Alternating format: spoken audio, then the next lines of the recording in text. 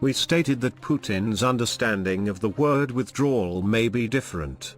Information comes from the region in this direction. The Russians are not going the way they came. It seems that it will be more than enough to put pressure on the Ukraine they left behind.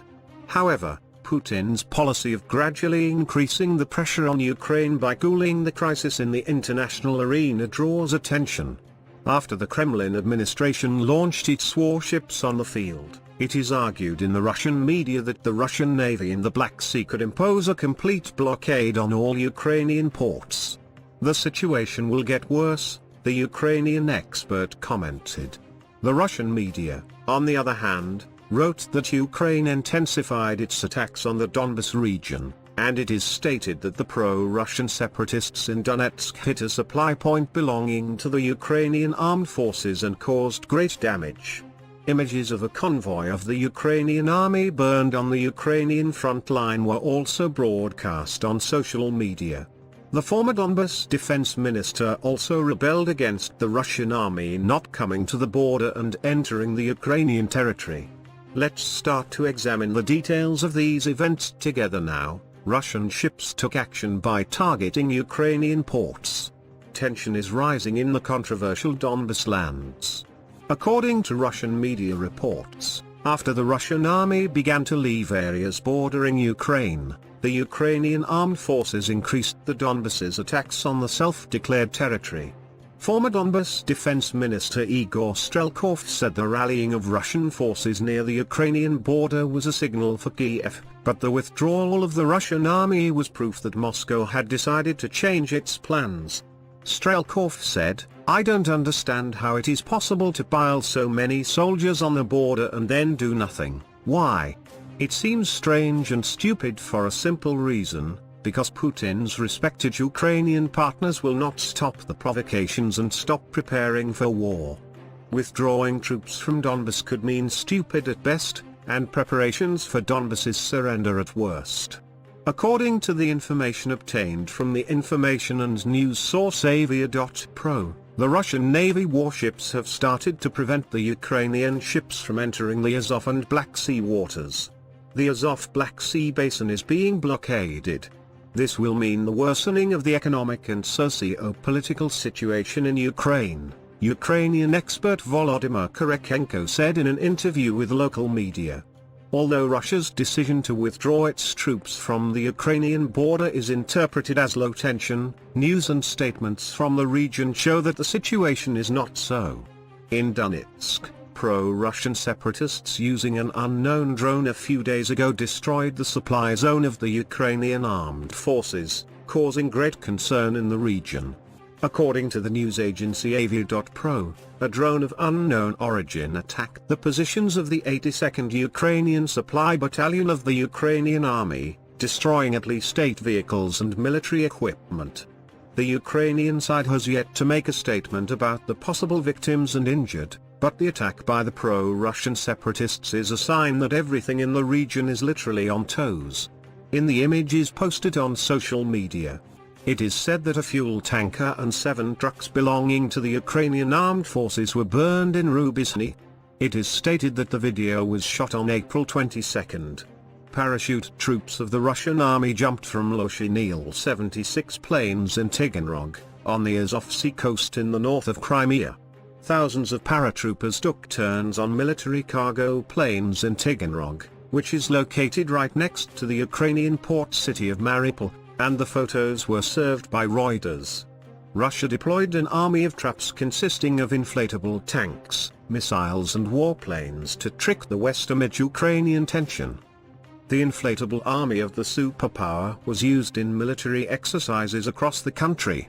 Putin's traps, which can inflate in minutes, were spotted this week in the forest near the capital Moscow. The inflatable equipment looks almost the same as the original one, thanks to the special materials used, the army said in a statement. The recording published by Vesda featured the 45th Engineer Camouflage Regiment armed with the most extraordinary equipment of the Russian army. Inside the arsenals of an airspace in the forest, there are also things that look like a MiG-31 and Su-27 jets under the appearance of an anti-aircraft missile. Russia's Ministry of Defense tanks, aviation and air defense systems have been moved to the Moscow region so that the enemy has the opportunity not only to find a secret airfield but also to obtain satellite images. Found in the description. Rusbel, the state-linked company behind the Bouncy Army, says the cost of fooling the enemy is part of buying real guns. Some time ago, Russian warships of the Caspian Fleet really approached Ukraine's largest ports on the Azov Sea. According to the report, the fact that he is now away did not rule out the possibility of the Russian fleet performing such tasks. Also, Kiev probably doesn't have much to do against Russia in such a situation. According to analysts, if necessary, the Russian fleet could initiate a complete blockade against the Ukrainian fleet and even the entire Ukrainian coast in just 48-72 hours.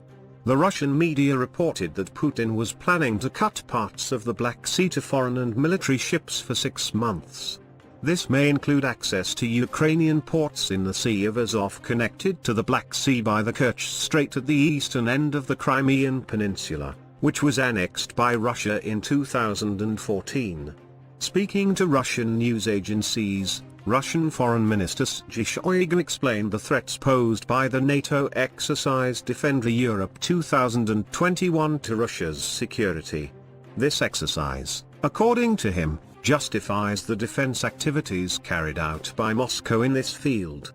One of these defense activities is the strengthening of the military presence in Crimea and the recent extensive operational preparation exercise for southern military district forces.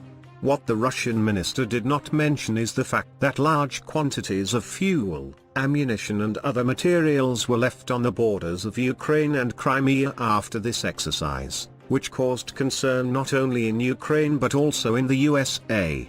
The Russian Foreign Ministry considers the NATO exercise to be part of a larger plan. According to him, this exercise is a special threat to the interests of Russia in the Black Sea region, which Moscow is trying to dominate. One of the main coalition groups of the alliance troops is being deployed to the Black Sea. Weapons, soldiers and special equipment are currently being brought to Greek ports. The Russian military analyst Pavel Felgenhayer asked, "Is Russia on the brink of war?"